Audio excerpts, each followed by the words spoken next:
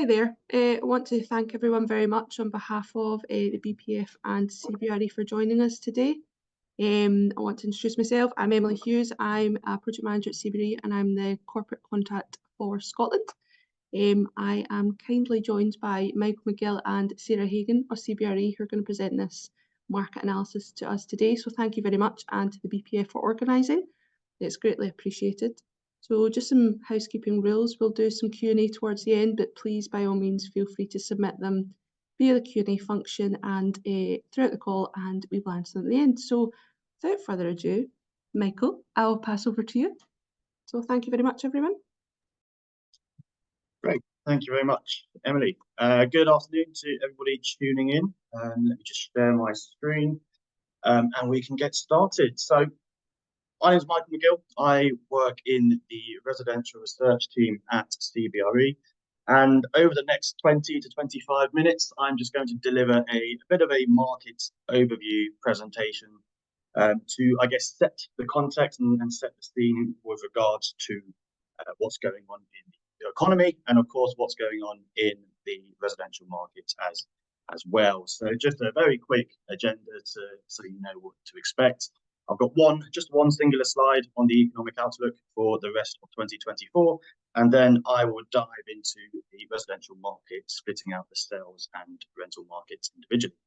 So hopefully this should cover off everything that you need to know with regards to the latest with what's going on in the market and also our outlook over the next couple of years. So starting off with the economic outlook, and I think the main or the most pertinent economic indicator that's been most topical and most talked about over the past year or so, or the past 18 months, has been inflation and CPI inflation. We've obviously all lived through the cost of living crisis. We've seen CPI reach record levels in this country over the past few months. But the most recent figures coming in from the ONS show that inflation, CPI, has fallen to 4.0% as of January 2024, which, whilst it's the same as it was in December, it was actually below the MPC's forecast of 4.1%. So it's still relatively good news, and it's obviously a lot lower than the 10.4% it was at the same point last year. So inflation has been moving in the right direction, has been coming down, has been edging down towards that 2% Bank of England target. And we expect it to continue to do so over the course of the next few months. We have seen that Ofgem have announced a cut in the energy price cap of 13% in the previous quarter. So that should also contribute to a further fall in CPI for next month's figures when we receive them, I believe, next week. So we are expecting to return to that 2% Bank of England target by Q2 2024, which is a key point at which the Bank of England can then start to seriously consider looking at cutting the base rate, which is now up to 5.25%. It has stayed at 5.25% for the past few months, so it hasn't been increased any further. But this obviously has significant impacts on the housing market, which I will come to in the next section of the presentation. But as you can see, as inflation continues to come down and continues to become a bit more under control, the Bank of England can then start to consider cutting the base rates. And we're forecasting that in the second half of this year, from Q3 onwards, is when we can expect to see the Bank of England to start cutting that base rate. And the impact of that will be discussed in sort of the next part of the presentation on the housing market. But we aren't expecting to return to the sub 1% base rate period that we perhaps have grown used to over the past decade. Sort of as a more longer term view, we expect it to settle down at around just under 3% by 2027. Slides. Oh, there we go. Some lovely technical issues, but there we go. Finally, just on the economic situation, unemployment is forecast to stay relatively low. I say relatively low because when we compare it to how it's behaved in the aftermath of previous downturns, most notably sort of post-GFC in 2008, 2009, where it spiked at about 8%. This time around, we're forecasting it will peak at around 4.5%. So staying relatively low, which should prevent these, significant further downturns and provide the backdrop for an economic and housing market recovery. But in terms of what this all means for the wider economy, we're forecasting GDP to grow by just under 1% this year in 2024, before then starting to pick up a bit more pace in 2025 and beyond. So all in all, in terms of the economic picture, the new updates and data that we're getting are all turning out to be quite positive. But as we know, and as we've seen over the past few years, a lot can change in very little time. And there are downside risks to these scenarios. If inflation doesn't come down as fast as we're forecasting, it would mean the Bank of England can't cut the base rate as soon as we're expecting, which would obviously temper consumer spending and, of course, GDP growth as well. But in terms of what we're seeing, there is reason for cautious optimism with regards to the new economic data and the outlook for the economy moving forward. So moving on to the residential market, and I'll start with just discussing the sales market first of all.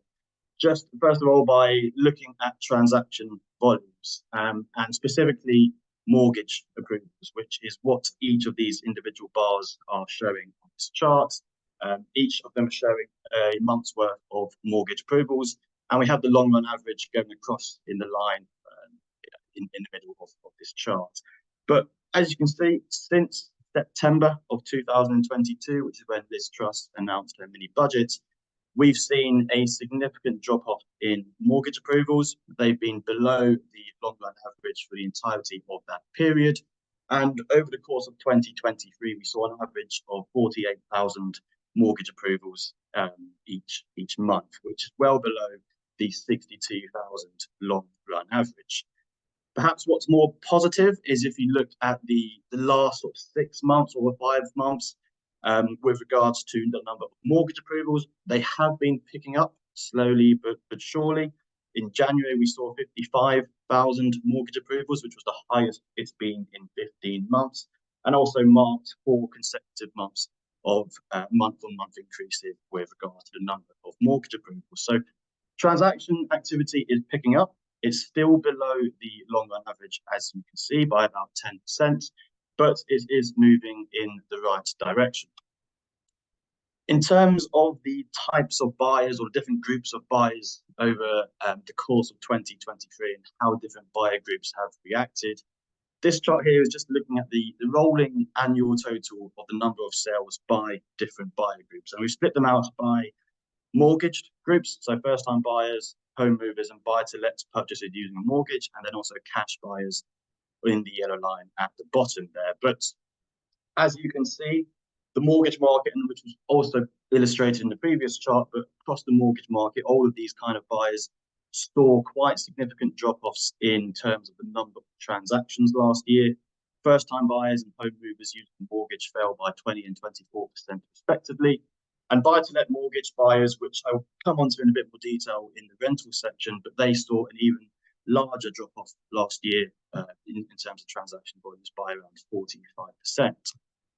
Cash buyers, as you can see by the chart, were the only buyer group that actually saw an increase over the course of 2023, and actually saw quite a significant increase of 34% year on year. They were obviously able to, I guess, avoid a lot of the volatility in the mortgage market because they're not relying on mortgage finance to fund their purchase. And so 2023 was actually a very good year if you were a cash buyer, avoiding a lot of the increase in mortgage costs, which is why we've seen such a pickup in the volume of cash buyers over the course of 2023. And I touched on it just then, but in terms of why mortgaged buyers have decreased quite significantly, it is of course due to the increase and a significant increase in mortgage rates. And so on this chart here, we're just looking at across 3 different mortgage products, 2-year fixed mortgage products, ranging from a 95% loan to value down to a 60% loan to value. We can see just how high the increase in mortgage rate has been. So at the start of 2022, we were looking at a range around 1.5 to just under 3%. Taking that up to a peak from August of last year, they increased to 6.2% to 6.9%. So a massive increase in the mortgage rates, which is obviously coincided with an increase in the Bank of England base rates as well. But this has had significant impacts on household affordability, the size of mortgages that households can afford to take out, and as a result, the number of transactions we've seen in the market. But again, looking at the most recent data, there is again some signs of positivity. Since that August peak, we have seen mortgage rates generally trend downwards over the last 6 months, slowly but steadily. Now sort of sitting at a range of sort of 4.6 to 5.7%, which is better than it was in summer of last year. Still, of course, well above the rates that we've seen sort of the last 2 to 5 years. But it's also potentially a sign that this could start to free up some transactions, and potentially that people are getting used to now being in a new higher interest rate environment, whereas perhaps people before were expecting or waiting to go back down to the interest rates seen sort of at the start of 2022. I think people now have become or accept the fact that's not going to happen. And we are just in a higher interest rate environment now. But these lower rates do provide some reason or some cause of positivity with regards to the outlook for transaction volumes moving forwards. So what's happened to house prices over the past couple of years? I've just split out 2022 and 2023's annual movements here by a couple of different house price indices. We have the ONS in the light blue and the nationwide and Halifax's indices in the darker blue and the green. But obviously, of course, over 2022, we saw very rapid levels of house price growth. The ONS reporting just under 8%, nationwide and Halifax a bit more muted at just over 2%. 2023, because of what happened to mortgage rates and mortgage affordability, we did see a slight correction in values reported by the ONS and nationwide. But I think what's interesting is we have 2 months worth of data now for 2024. And in line with a lot of what the other data points were saying with regards to sort of improving positivity and affordability, nationwide and Halifax are actually reporting a very strong start to 2024. So this is just in 2 months for which we have data for, but around 1.5% both are reporting in the first 2 months of the year. So in line with decreasing interest rates and increasing transaction volumes, we are starting to see some of the indices report house price growth in the first 2 months of this year as well. Just in terms of looking at the regional picture now and trying to sort of dissect over 2023, what were the main drivers of house price movement? What we're looking at here is essentially a heat map showing the relative impact of the increase in mortgage rates across each local authority. So it's looking at, across every local authority, the increase in mortgage payments from the start of 2022 to the end of 2023 as a proportion of local income. So it's all proportionate and it's all relative to local incomes. And perhaps as you'd expect, it's showing the more expensive regions down in the south, particularly London and the southeast. They're the areas which have seen the largest impact by the increase in mortgage payments, as shown by the darker shades of green. And those results are essentially summarized on this chart here. Moving from left to right, we have the most expensive regions on the left-hand side, moving down in value on the right-hand side of the chart. But as you can see, the increase in mortgage payments as a proportion of local incomes is higher in those regions on the left-hand side. And what's interesting about this is when you add on to this chart the annual house price change across 2023, it's actually a pretty good reflection of what's been driving house price movement. So London and South East have been the most impacted by what's happened over the past year or so. They've seen the largest house price falls of 4.8% and 4.6%. But then as you move across this chart into the more affordable or the lower value regions, they haven't been as impacted by these big increases in mortgage rates. So some of them are actually seeing house price increases across 2023, and those that have seen house price falls have seen falls of a lot smaller magnitude. So what about the outlook for the next couple of months and the next year? Well, This is a very good chart that we like to use as a forward-looking indicator for house price movement. It's looking at data from the RICS monthly survey, so it's all based on sentiment around buyers and sellers, but it's essentially showing the balance of demand and supply. So when this green line is above zero, it means there are more buyers in the market than there are sellers. And then, of course, vice versa, when it goes below zero, it's implying there's more sellers than buyers. And we like to use this chart because it's as I mentioned, a very good forward-looking indicator of house price movement. This can be seen by overlaying this chart with annual house price movement, which I've done here in this black line. As you can see, when this green line, this demand supply imbalance moves up, around 6 or so months later, we also tend to see an increase in house price movement as well. And that trend has sort of followed over the course of the past 15 years or so. And again, you can see over the last 2 years, as that demand supply balance is in negative territory, we've seen a slowdown in annual house price movement.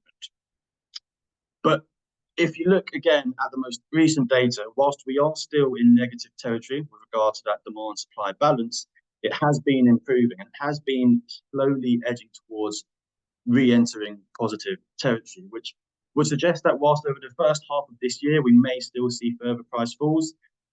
If that green line, if that demand supply balance continues to move into positive territory, that could mark a turning point for house price growth. And perhaps in the second half of the year, we could see house prices start to recover.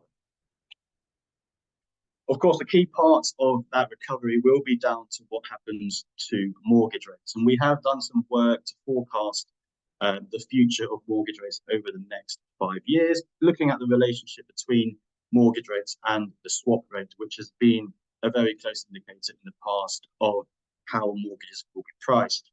But essentially, as you can see in our forecasted period in the blue dotted box, we are expecting mortgage rates to continue to decrease year on year, which should be, again, a key factor in promoting a recovery in transaction volumes and indeed in house prices over the next 5 years. Just to supply some numbers on this to make this a bit more, or to help understand, as of Q4 of last year, if you take the average mortgage rate on the average UK property value, you'd be looking at mortgage payments of around £1,100 per month.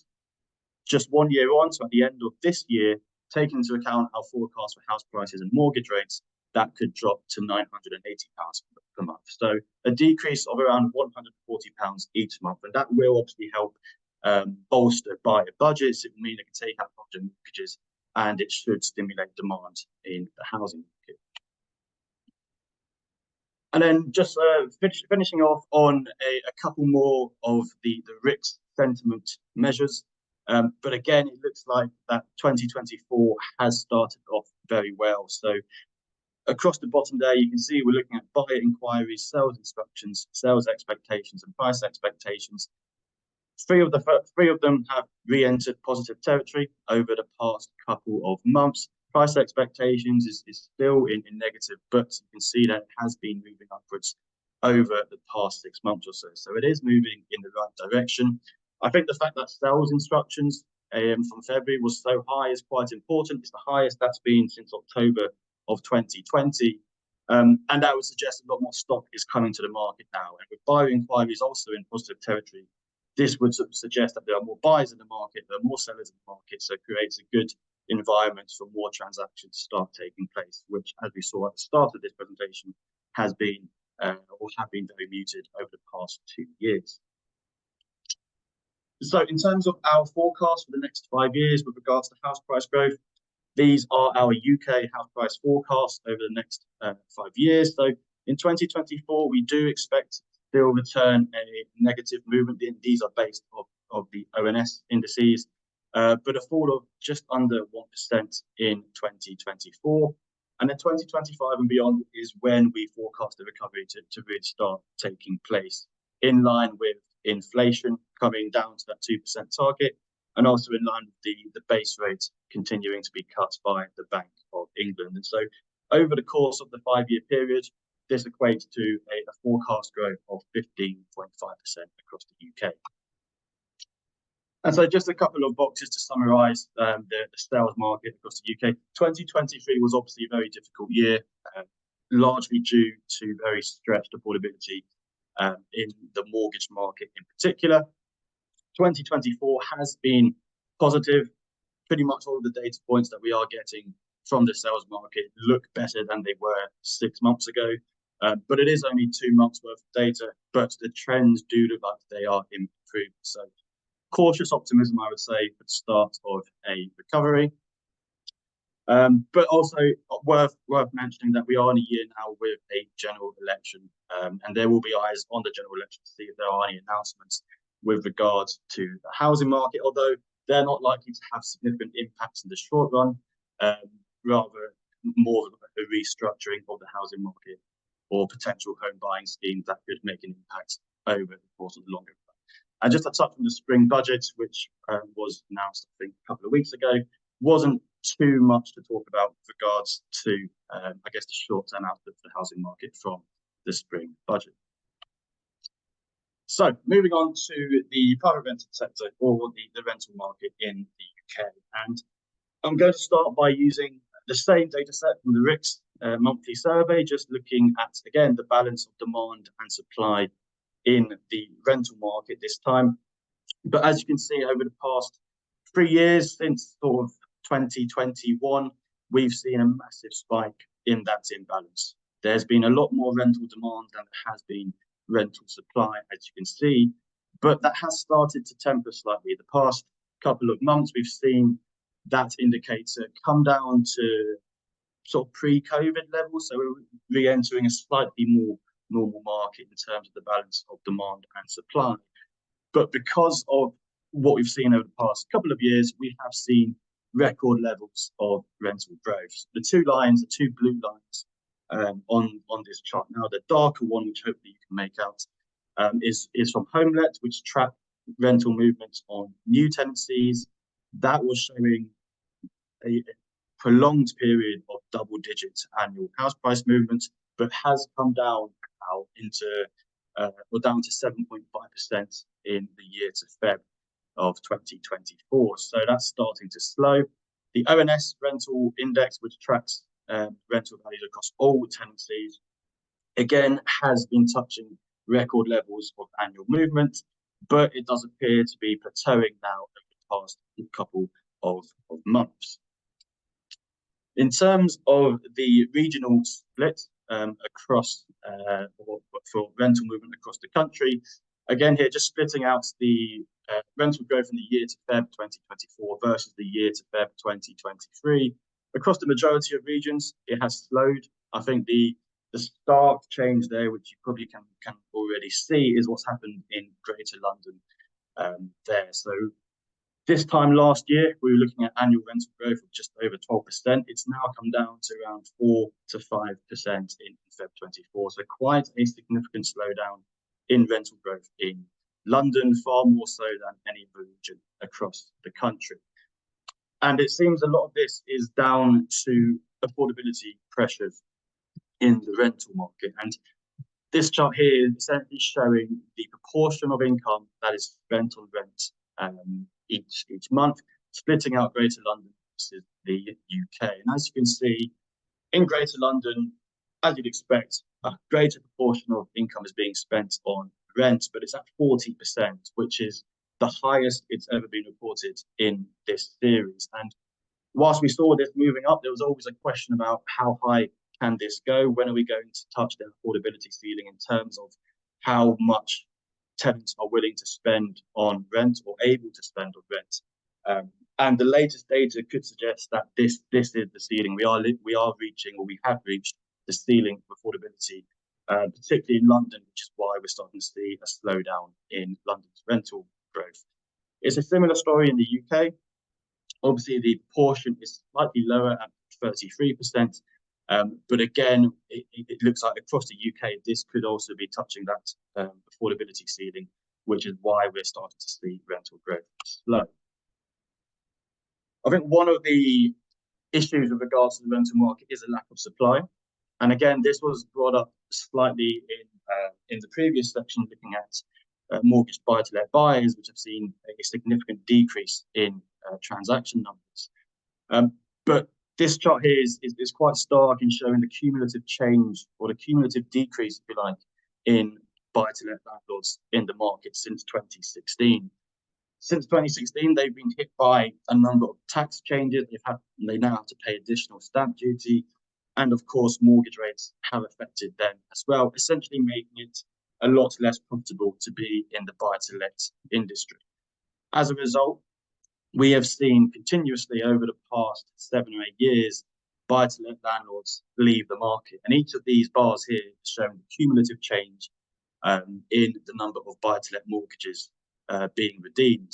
And essentially, it's showing that since 2016, around 450,000 buy-to-let landlords have either sold up or left the market. In a market which is already undersupplied, this will provide some more inflationary pressures to rents moving forward. And so in terms of our forecast and our outlook for 2024 and beyond, as you can see, we've got 2023's figure from the ONS there at slightly just above 6%. That is expected to slow, and we are expecting the market to return to, I guess, its previous trend of moving more in line with CPI inflation. So 2024, we expect rental movement to finish around 5% and then hover around an average of 3% across 2025 and beyond. So for the 5-year movement, that means we are forecasting an increase in UK rents of 19.2%. And again, just a couple of boxes to summarize what's happened. We've seen the rental market have 2 consecutive years of very strong levels of growth. The end of 2023, we did start to see that slow down, largely due to stretched affordability. And also, one thing I haven't touched on yet, but decreasing mortgage costs, which will mean potentially that more renters will now be able to afford to purchase, which should put some less pressure, upwards pressure on rental prices. But there does remain a very significant issue with regards to rental supply and the fact that so many buy-to-let landlords are leaving the market. And so just, I guess, in summary, it seems the rental market and the sales market are now perhaps switching places, where we're seeing affordability improve in the sales market and the start of 2024 be quite positive, whereas in the rental market, it looks like affordability is starting now to limit how much further rental values can go up by. So that's all from me. I appreciate there was quite a lot to take in, but I will be hanging around for the Q&A at the end if there are questions. But for now, I think I'm handing over to Seb. My name is Sarah Hagen. I work in the Glasgow office in CBRE. I've been working in the occupier and transactional market in Glasgow for the last 13 and a half years. I thought it would be good to give a brief overview of Scotland in a whole. I'm not going to pretend that I'm an expert in Aberdeen and Edinburgh, but I'll give you a bit of a taste of what has been happening, and hopefully that will lead through to key trends that have come out of the woodwork over the last number of years post-COVID. Starting north in the country, up in Aberdeen, there's not many people that you phone, or office agency-wise, you phone and pick up the phone and speak to them and ask them how the market's doing, and the first response they give to you is the price per barrel of oil, which happens quite regularly up in Aberdeen. They're obviously very heavily weighted towards the oil and energy sector in Aberdeen, and historically they had take-up figures pre-crash of 2 million square foot a year. Then the 2015 oil crash arrived, and that got flipped on its head and dropped down to 200k on average take up a year, and a vast oversupply of office developments back on the market. They were showing signs of recovery heading into 2020, which was positive, and then they were hit with the double whammy, as we all were, of the global pandemic, which forced more space back on the market. The vacancy rate in Aberdeen currently sits at about 20%. However, when you drill down into that, there's only probably just shy of 2% of Grade A stock available, which is hopefully a key trend you'll see across the other 2 key cities across Scotland later on. That's Capital and Marshall Square, and its pockets of space that's available within those buildings. Big a key push in Aberdeen at the minute is obviously trying to diversify away from the oil industry and a big push towards green energy. There is some government support in place to try and assist that transaction.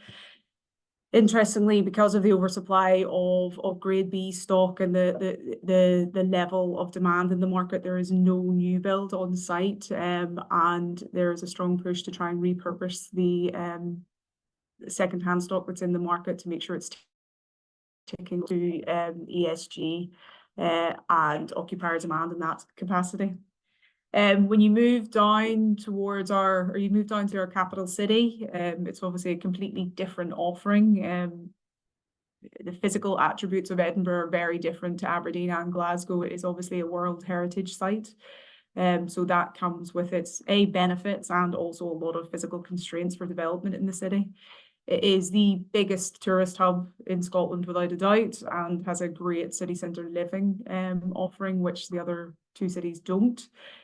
Which is great, but also again comes with its constraints in terms of finding suitable buildings for redevelopment or conversion into office, which has again fed into this lack of supply trend that we're seeing across the market. The grade A market in Edinburgh is limited to sub 1% of availability.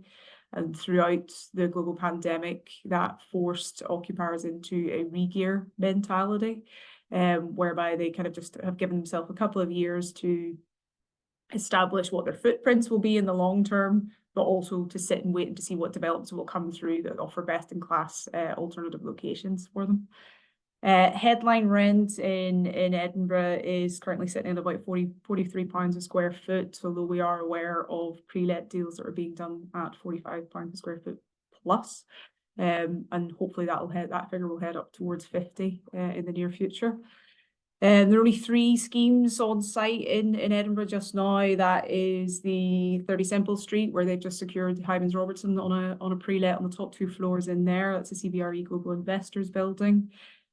George Street, which is being redeveloped by Aberdeen Asset Management, and also St Andrews Square, which is Arstone Capital that are involved in that. The main occupier drivers in Edinburgh historically have been financial, tech, and the creative industry. And they are there. As with Aberdeen, they have a great supply of older stock that they're trying to repurpose and tick the ESG boxes for the occupier demand side of things.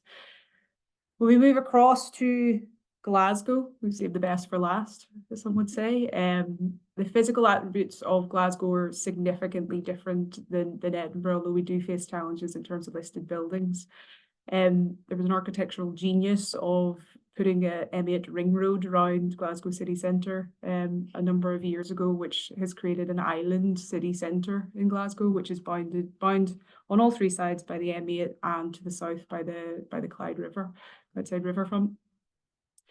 Our makeup of occupier demand over the years has predominantly been back office, finance, engineering, and professional services. And the topography of the city towards the Clydeside waterfront, there were more availability of bigger sites to create developments that offered bigger floor plates for office occupiers from the banking sector, back office finance, which allowed big floor plates of 20,000 square foot. Then as you move more towards the core city centre, the structure and the makeup of the city slightly changes with more listed elements and more period buildings. So the configuration of the floor plates is slightly less, slightly lower on the kind of 5,000 to 10,000 square foot brackets. During the 2015 development cycle, or as with any city across the world, were driven by lease events. There were 3 new builds that were delivered across the city, which helped to change the dynamic and the landscape of the city. We were historically focused towards 3 or 4 key streets in Glasgow city centre, which are St Vincent Street, Bothwell Street, West Regent Street and Waterloo Street, but there were 2 new schemes that came out at Queen Street, 110 Queen Street, which was delivered by BAM, and 1 West Regent Street, which was a MG building. And what they did was help to demonstrate to occupiers the appeal of being located as close to the amenities and the retail offering as possible. So it almost helped to enlarge our core city centre. It didn't disconnect it. It just pulled it slightly more towards the retail offering, which is a good thing, which is then led into the next phase of development cycle in 2020. We had another 3 new builds come out of the ground, which one of which was 177 Bothwell Street, which is a building that CBRE occupy and we are sitting in just now. CAD Works and also 2 Atlantic Square. Now, 177 Bothwell Street came out of the ground and completed during COVID, but still managed to deliver 100% pre-let prior to PC. And the reasoning behind that was it took great strides into understanding the demands from the occupier market in regards to ESG. So it's just shy of 300,000 square feet, this building. It wasn't designed to be all electric at the time, but the developer, once going through COVID, understood that that's the way the market was changing and adapted the building to be 100% electric. It also has links to energy supply from the wind farm in Winsley, and has oversupplies itself in terms of wellness, changing areas, and has a rooftop terrace, which also has a running track on it, which I am still yet to use. But I've walked around it, not ran around it. But the occupier market really bought into that, and it is something that has fed out across the rest of the market over the last number of years as well. Key in Glasgow, beyond those new builds, there is no other new build on site that is deliverable before 2026 in the city. And what that has facilitated is the refurb market has started to really close the gap between what was historically grade A new prime rents.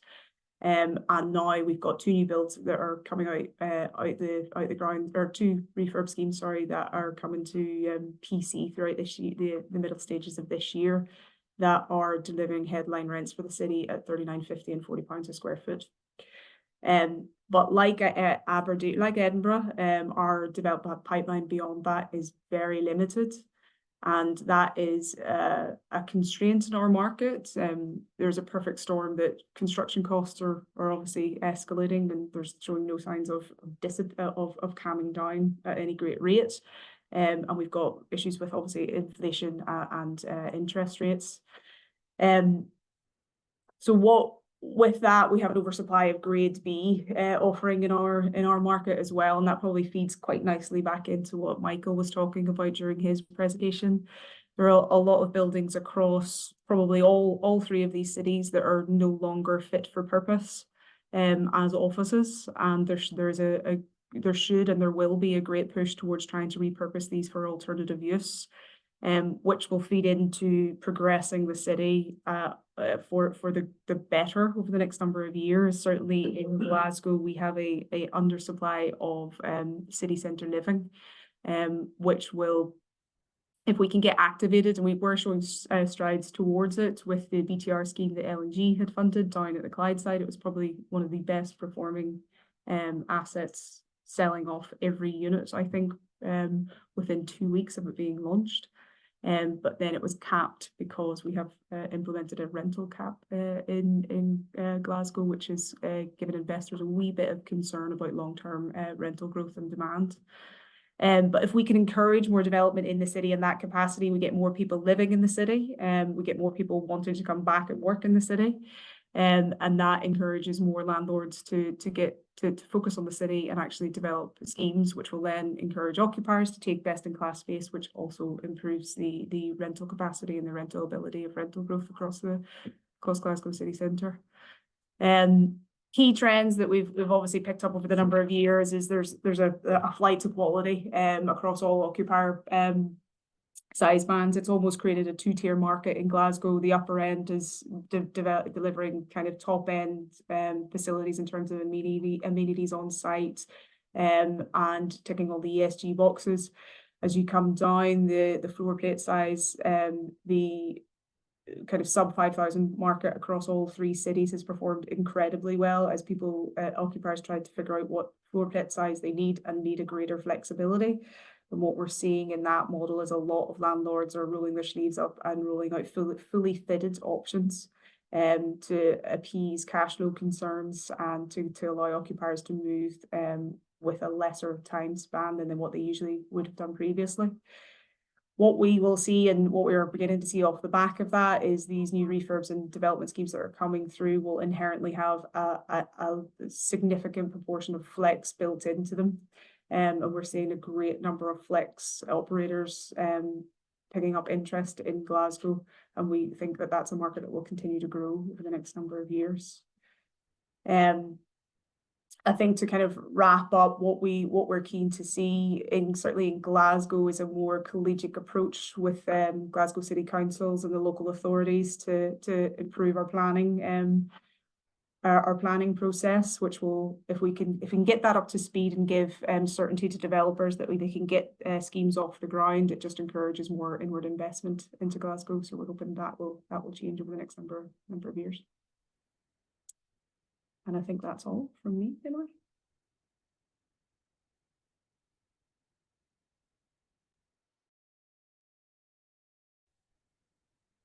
Thank you very much, Sarah and Michael. That was fantastic. Thank you. We have enough time for questions. Okay, so one of the first ones was, what SG aspects are tenants most keen on having in their experience? You mentioned 177 was a kind of key driver in the market for pre-letting, pre-PC, which is, I don't know if that's very heard of. It's very difficult to say as well, the alliterations in that. ESG is a huge tick box for all occupiers just now. 3 or 4 years ago, it was corporate responsibility that we'd never heard of ESG. It was a new phenomenon. But landlords are having to overspec all of their schemes just now and taking back elements of ground floor and basement, which were historically used for car parking facilities. But you're seeing the blurring of that line. It's almost it's a phrase that I don't like, but it's a hotelification of office developments. And it's basically providing it as much amenity as possible for the occupiers in the building, but also providing it for external people to the building, but creating that level of security so that you've got that flexibility of having meetings downstairs, but not having to take people up onto the floor plate as well. But you're looking at cafes inbuilt, you're looking at auditorium space, podcast rooms, terraces, outdoor spaces, contemplation rooms, gyms, wellness facilities, EV charging across the board. And it's things that set you apart from the competition when you're going out to look at 6 or 7 other options. An occupier really wants to find something that sticks in their mind, but also that they know that they're able to retain and attract the best quality staff within the building. So it's a huge tick box here. Thank you. The next question. The next question was, what is the rental cap you mentioned in Glasgow? No, you're quizzing me. So Glasgow City Council implemented a rental cap on the private rented sector. They have doubled down on that. They're supposed to be making an update. I think it's the end of this month on whether that will stay in play. But it basically capped the amount that you're allowed to charge to a rental occupant or occupier that's in situ. And for the BTR market, what that did is created a ceiling for investors that they can't see beyond. So until that rental cap is either taken away or structured in such a way that investors can see that they'll still get a bit of return in a number of years, it's forcing landlords to be very cautious, or investors to be very cautious, and it's also forcing a number of buy-to-let landlords out of the market. It's created an almost a stigma that landlords are just there to make money and not deliver housing across the city, which is a bit backwards. But we're hoping that the government will take steps towards alleviating that over the next number of months. So watch this space. Watch this space. And it's the next question is actually, is it a good year to buy a home? I think this is one for you and Michael. Whoever put it on there, I wonder if you put an offer in or. Yeah, one of my favourite questions, which I get asked quite a lot. But yeah, I mean, if we look at our forecast, this year is likely to see quite an improvement in mortgage affordability. Mortgage rates are continuing to come down, but what's, I guess, interesting is the dynamic between mortgage rate forecasts and house price forecasts. So yes, in the next 2 years or so, mortgage rates are coming down, and we may see muted levels of house price growth. But then, whilst mortgage rates continue to move down, house prices are then starting to forecast to pick back up again, which kind of counteracts and counterbalances the further decreases in mortgage payments. So from that perspective, if you're looking at sort of the calculating average mortgage costs, they are likely to sort of plateau or see or reach sort of lowest levels by the end of this year, in sort of the first half of 2025, which could in theory create a buying opportunity. But of course, I mean, it all depends on personal circumstance. But if we are looking at our forecast and when we expect house price growth to return, which is from 2025 onwards, 2024 could well provide an opportunity to sort of find a good deal in that sense.